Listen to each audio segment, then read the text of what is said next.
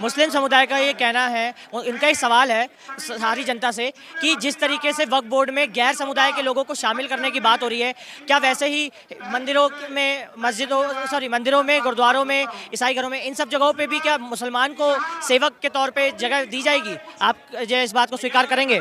मैं आपको कहता हूँ ऐसा नहीं होना चाहिए। अब आप थोड़े समय पहले पीछे जाओ, वहाँ आप देखो तिरुपति बालाजी का मंदिर, वहाँ के लड्डुओं में मांस मिला था, वहाँ के प्रसाद में मांस मिला था, क्योंकि वहाँ पे ये जो हमारे ये अफजल गुरु को मानने वाले लोग हैं ना, ये लोग सिर्फ एक चीज़ चाहते हैं कि आप गाय का मांस खाओ, आप इस्लाम कबूल करो, तलवार की नोक पे करो, वरना आप पैसे लेके करो।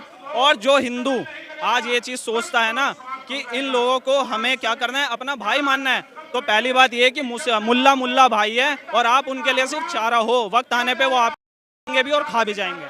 आपने बात कही कि वक्त आने पे वो हमें, साहब ने बताया, इसी से मुझे योगी जी का बयान याद आ गया है। योगी जी ने अभी बयान दिया हाल ही में कि जहां पर 100 मुसलमान रहते हो, वहां पर अगर 50 भी हिंदू परिवार रहते हैं तो वो खतरे में है, और वहीं 100 हिंदू परिवारों के बीच एक मुस्लिम परिवार भी सुरक्षित है। आप सहमत हैं इस बयान से? भैया, हम लोग विश्वास करते हैं वटुदैव कुटुंबकम, सारा संसार हमारा कुटुंब है, हमारा घर है।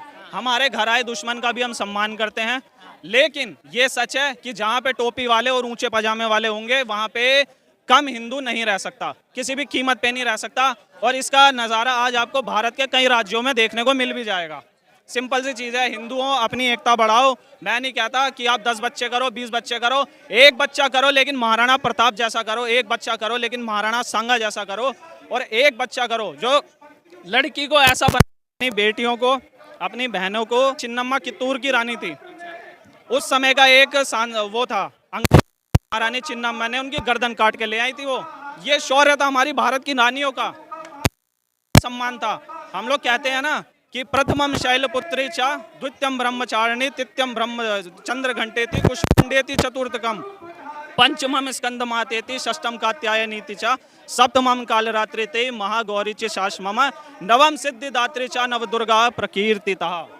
हमारी नारियों का सम्मान है, लेकिन बहनों आप लोग काली माँ का रूप धारण करो, दुर्गा का रूप धारण करो, तो दुर्गा बन तू, काली बन तू, घर पर तू कभी ना बुरखे वाली बन। ये मेरा आज आपको यही कहना है।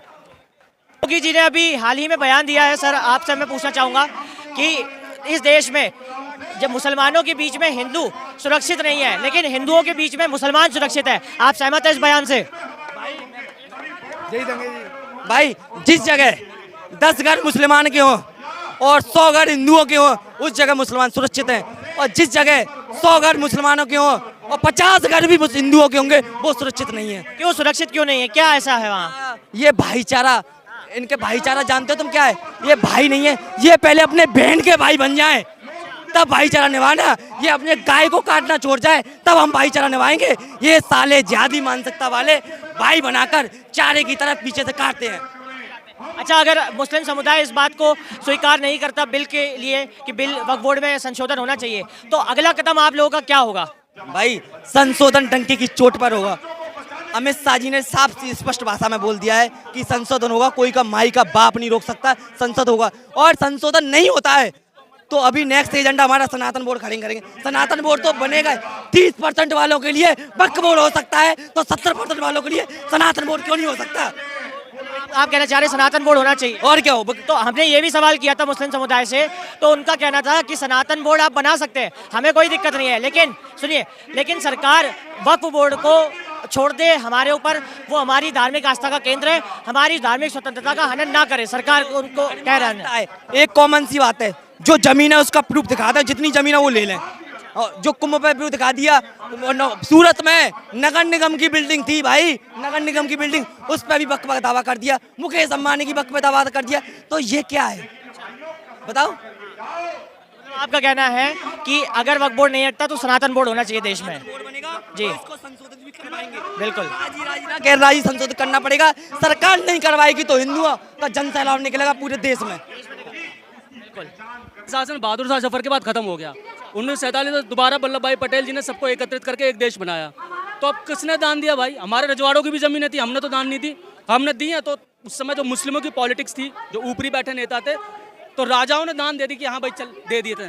तो उन्होंने अपनी मस्जिदें बनवाई, उन्होंने कभी ना अनाथालय बनाए ना कोई मंदिर बनाए, हमेशा अपने प्रॉफिट के लिए काम किया। और ये एक्ट भी प्रॉफिटेबल मतलब एक गुंडा एक्ट है, मैं तो मानता हूँ। आप किसी की ज़मीन हत्या के देख लो, आपके 100 गज की प्रॉपर्टी है मान लो कहीं पे, आपकी उसकी हत्या के देख लो, क्या हालत होगी आपकी। और आपको प्रशासन सपोर्ट ना करे, समाज सपोर्ट ना करे, आपके पास नियम ही नहीं है, कानून ही नहीं है लड़ने के लिए, तो ये तो गुलामी हुई ना फिर से मुगलों की, एक प्राइवेसी वाली गुलामी है जिसको अब हम समझ पाए हैं। अब हम इकट्ठे हो रहे हैं और केवल इकट्ठे होना ही बहुत है, मुझे नहीं लगता कोई मार। धीरे धीरे अब हिंदू जाग रहा है। हमारे भाइयों के द्वारा हम सबके छोटे छोटे, जैसे आपको पता है कि जब राम सेतु बना तो वानरों ने ही नहीं, देवताओं ने ही नहीं, सबने, इंसानों ने, यहाँ तक कि छोटी छोटी गिलहरियों ने भी साथ दिया। उसी तरीके से हिंदू धर्म की, हमारे सनातन वैदिक आर्य धर्म की हम वो गिलहरियाँ हैं। हम इतने बड़े कोई राम नहीं है, हम इतने बड़े कोई पूजनीय नहीं है, देवता नहीं है, लेकिन हम बस इतना कहते हैं, सभी सनातनी भाइयों से हाथ जोड़ के बहनों से निवेदन है कि आप लोग वक्त रहते एक हो जाओ, वरना बहनों वो समय आने वाला है जब आपसे कुछ नहीं पूछा जाएगा, ब्राह्मण हो, क्षत्रिय हो, वैश्य हो, शूद्र हो, जाट हो, गुजर हो, कौन हो, आपसे सिर्फ ये पूछा जाएगा कि आप हिंदू हो और आपकी वो समय अब आ गया, अब एक हो जाओ।